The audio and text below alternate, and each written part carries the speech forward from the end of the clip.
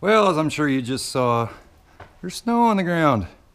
It's cold. Really right now it doesn't feel quite as cold as it has been feeling. It's about 20 degrees out right now, but there's not much wind, sun's out. So if you can get out in the sun and where there is no wind, which there really isn't much.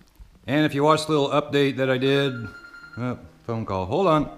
And like I was saying, if you saw the little update video I did a couple nights ago, talked about the Bronco a little bit in that. I'm still up in the air, not 100% sure what I'm gonna do. I'm watching the weather real close. I'm kind of thinking I may start sanding this just to get things ready. And if I do that, I'll probably go ahead and build that paint booth in here, which, well, I'll show you what I was doing with this here in a minute. But I measured out on this the height of the paint booth out there, and it goes. The top of the paint booth out there is up to about the bottom of that green tape. So it will go up over this, which is good. Only bad thing is when I paint, probably gonna turn my door blue, which I'm not crazy about. But what can you do? And like I said in that little update video, last thing I wanna do is paint the Bronco, have that paint fail because it's too darn cold out and have to do it all over again. Not just the time and work of sanding it all down and repainting it, but also the expense. And I better shut these off so they don't kick on here in a minute. Anyway, I was down here last night, and yeah, I know, probably looks a little funny. I got a fork taped on the end of this. But what I was doing, went and got a roll of insulation, and I showed in a previous video, I got a burnout light bulb down here so it's easier to see. I have raccoons up in the roof. And all the insulation along that beam, there's a gap right there, and all the insulation along this beam had all been knocked out over the past summer.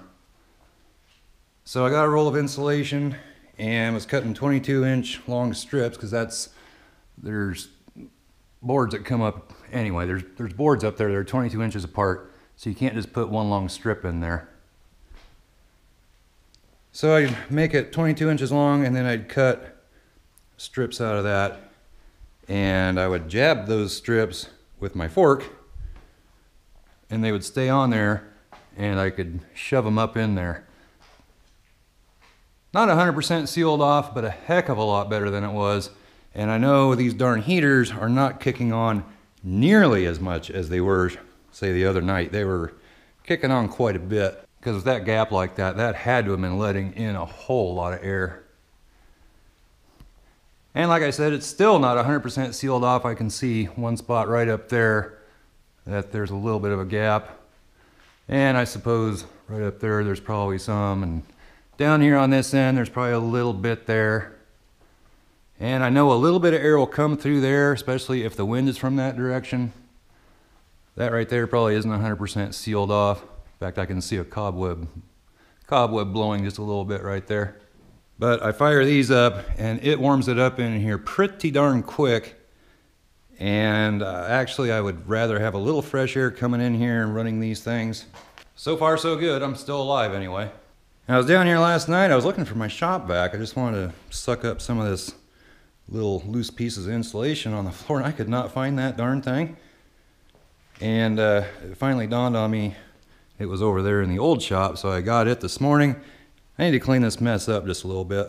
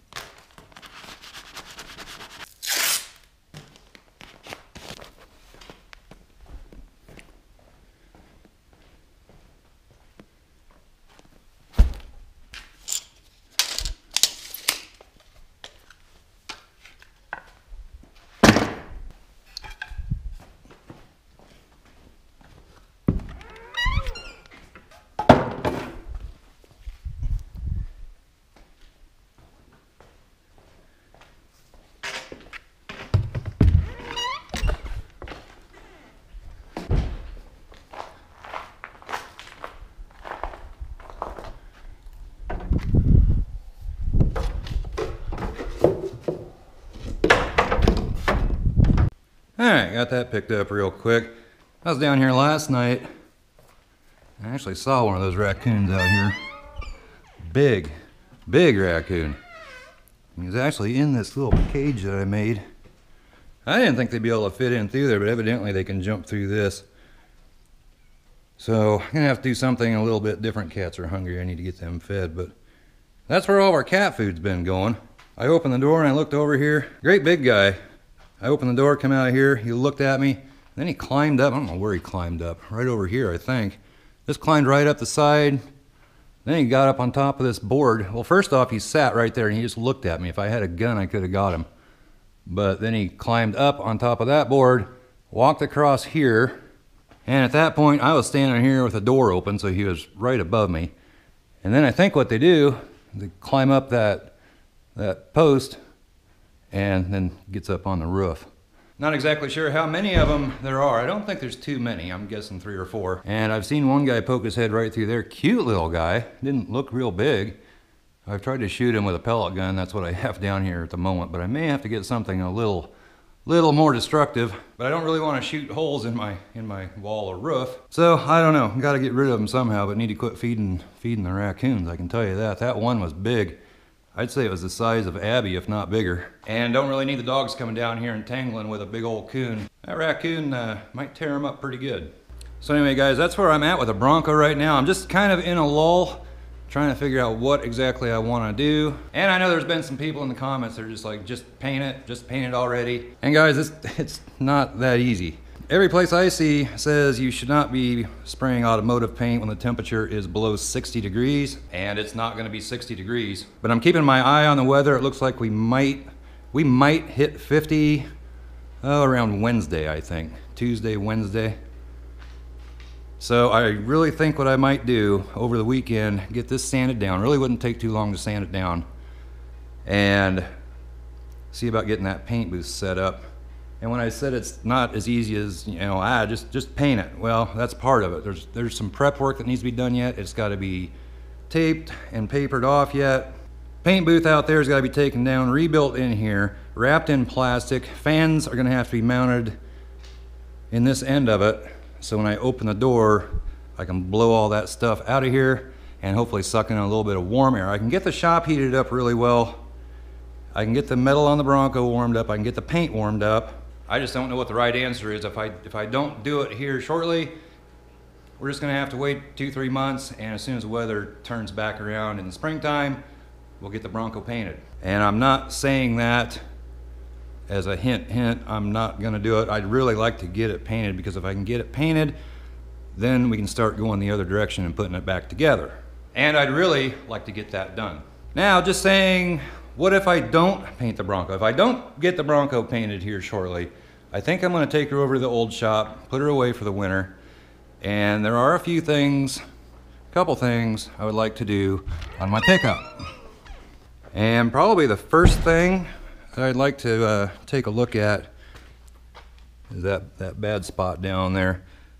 I'm afraid there might be rust back behind there, guys, and if there is, I need to get that fixed, which I don't know. Hi, Cheddar. I don't know if I'll fix it or get me a new fender, which I'm not going to use an aftermarket fender on this truck.